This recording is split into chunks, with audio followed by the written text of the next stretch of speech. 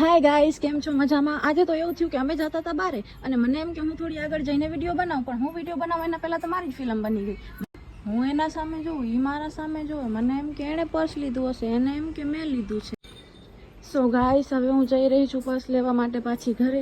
અને પછી રસ્તામાં મને મારો ભાઈ મળી ગયો, તો એ મને ઘર સુધી મૂકી ગયો અને પર્સ લઈને હું પાછી જતી હતી ત્યારે મને મારો બીજો ભાઈ મળી ગયો.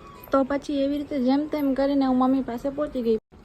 પછી અમે જતા હતા તો રસ્તામાં હનુમાન દાદાનું મંદિર આવી ગયું, તો અમે ત્યાં દર્શન કરી લીધા. અને પછી અમે જતા હતા પાર્લરમાં. અને ખબર નહીં બધાને એવું થતું હશે કે મને જ થાય છે, પણ હું જ્યારે બહાર જતી હોઉં ત્યારે હું કોઈને જોઉં તો મને એમ જ થાય કે આપણા કરતાં આની લાઈફ સારી છે. પછી તો મને વચ્ચે પાણીપુરી વાળો દેખાઈ ગયો, પણ આપણે પાણીપુરી ખાવાની નથી એટલે થઈ ગયા હાલતા.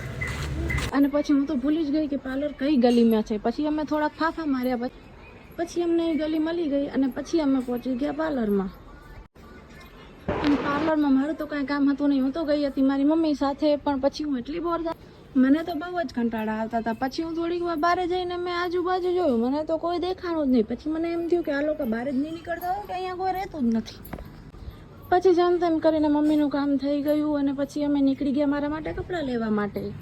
અમે રસ્તામાં જતા હતા કપડાં લેવા માટે. મારી મમ્મી મને કે તું આ તારા વિડીયોના ચક્કરમાં મને ક્યાં ને ક્યાં લઈ જાસ, તને ખબર નથી.